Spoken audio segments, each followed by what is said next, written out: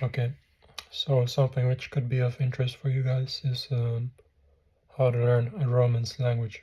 And I would say one of the big differences between Romance languages and English, for example, or Germanic languages, is that they have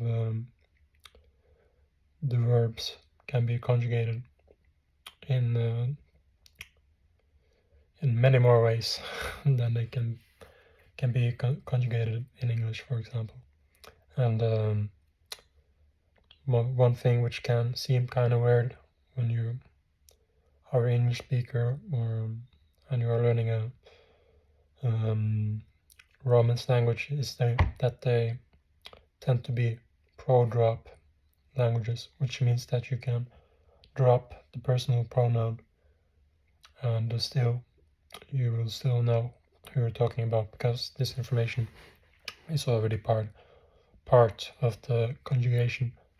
So obviously this isn't the same in all the Romance languages. I can't show any proof of this, but for example, I would say that I have the impression that in Portuguese, especially Brazilian Portuguese, you use the personal pronouns a lot more than in Spanish. And so there are differences. But what you need to do to learn these languages is a little bit the same thing that you need to do to learn any language. But if you already speak English, then you probably have a base already, because there are many words which have the same origin, because many words from Romance languages and Latin came to English through Latin, and which has been a big academic language in Europe, and through French as well. So that's what helped me start to learn Romance languages, even though English isn't even my native language, but there are many terms which I already could understand to a certain degree because I already spoke English.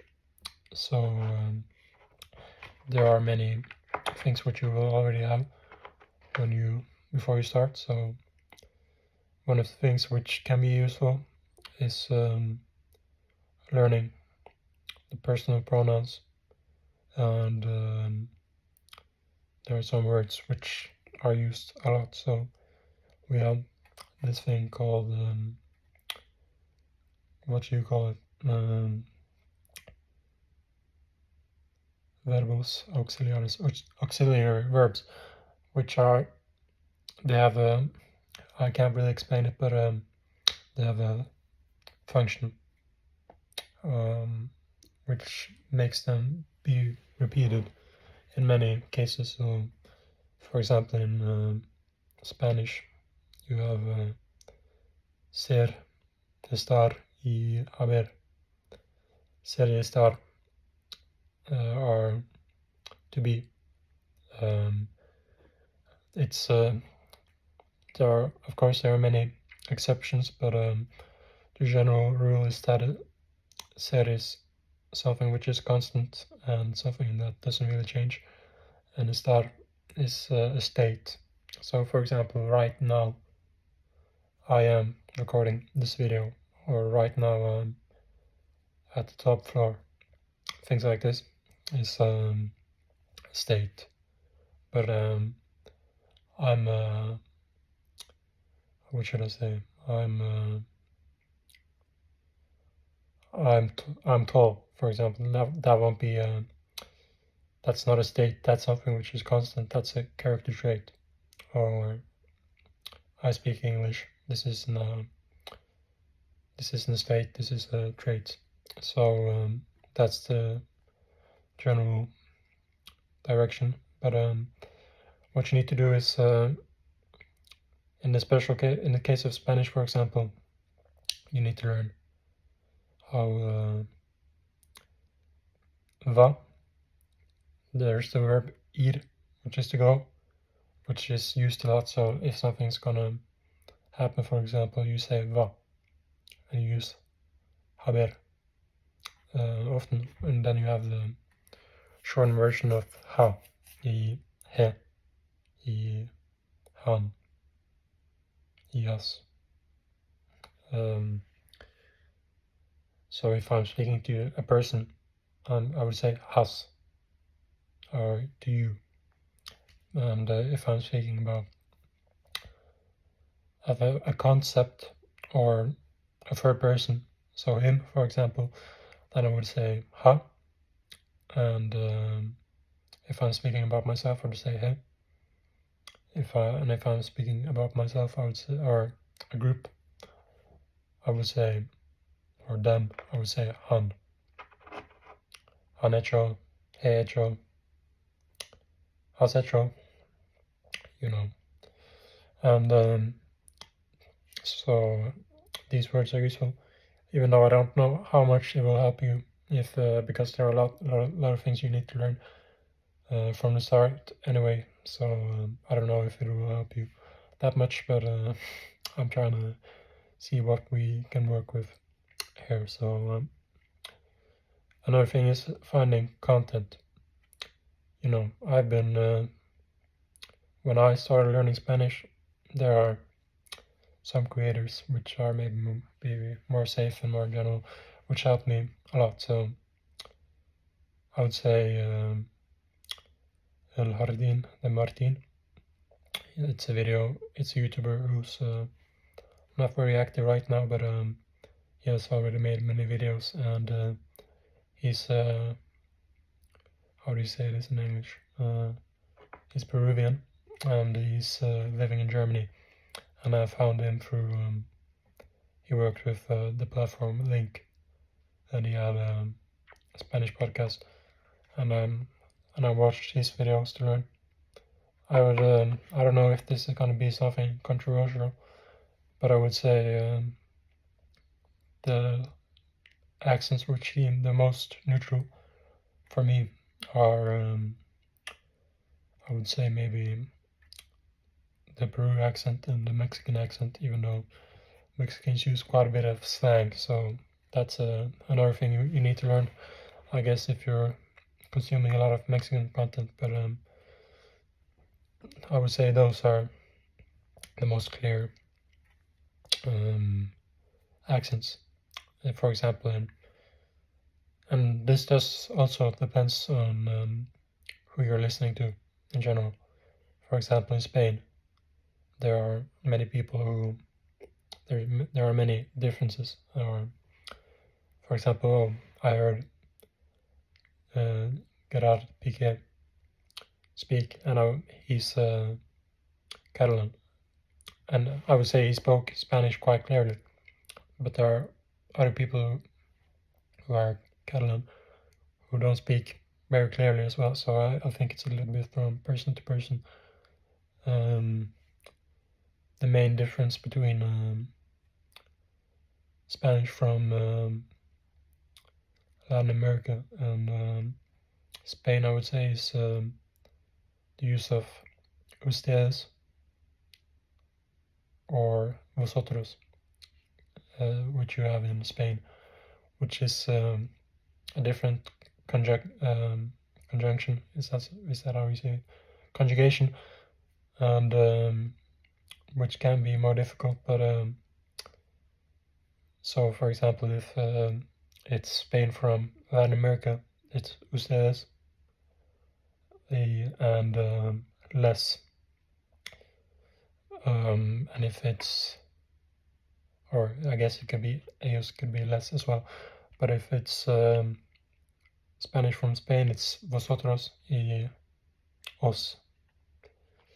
And that's a little bit of the difference, I would say, between Spanish from Latin America and Spanish from Spain. There are obviously differences in pronunciation and vocabulary and everything, but it would be disingenuous to say that there are different languages, because they are very similar. And so El Jardín de Martín, this was one of the sources I used in the beginning. And if you like everything to do with languages, I would say that there's a Mexican YouTuber called Mr. Salas, who has also watched in a little bit of the early stages when I started learning Spanish. It's a little bit in regards to what you enjoy, because there are content creators who use make very easy videos and only use comprehensible input, or they try to make it as easy to understand as possible. But if you don't find this entertaining, then you won't really keep on. So I wouldn't watch those kind of videos. I tend to watch videos which are made for native speakers because it's what I find the most enjoyable. So that's what I would recommend that you do as well. But if you enjoy that kind of content, it's probably useful as well. But if you're using real content and you avoid training wheels, so to say, then you can be more confident that you won't really have to adapt. You can just keep on watching content and see till you get to a B2 level, for example, where you basically speak the language. Obviously, if you want to get even better, you maybe have to change the contents to something with a higher degree of sophistication, I guess, and reading books, for example, because there are many things which people do understand, which they don't use when they speak. And if you limit yourself to a certain kind of content, then you won't be able to learn, but or to improve. But I think that there are, if you can, try to see what things interest you, and you can find different types of content. And if you have many interests, then you can learn more, and through listening to varied topics. And but if that's something you wouldn't speak about in your own native language, then I guess it doesn't really matter. The thing that matters the most is that you find a way to make it as great as fun and as meaningful for you as possible. So that's what I would recommend, and see if you can learn if you want to learn Spanish or Romance language. You have to think about, what do you call this in English again? Pronouns, personal pronouns in general, and look at the conjugation of verbs to see who is being talked about, what is at what time, and everything. And another thing which I would suggest you do is I would suggest that you look at, I don't know if this will be useful for you, but another thing which I used in the beginning was I used language transfer, which I have two courses. One which is English for Spanish speakers, and one which is Spanish for English speakers. And I would say I learned something about it from it. It's you see what kind of vocabulary the two languages have in common.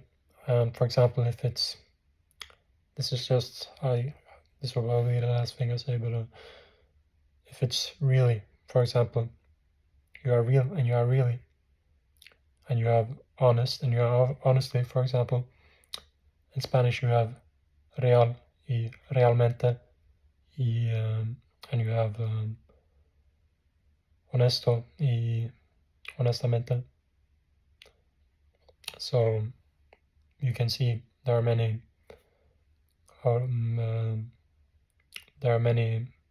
similarities which you can if you can systemize all this, then you'll be able to learn Spanish or whatever kind of Romance language you want to learn.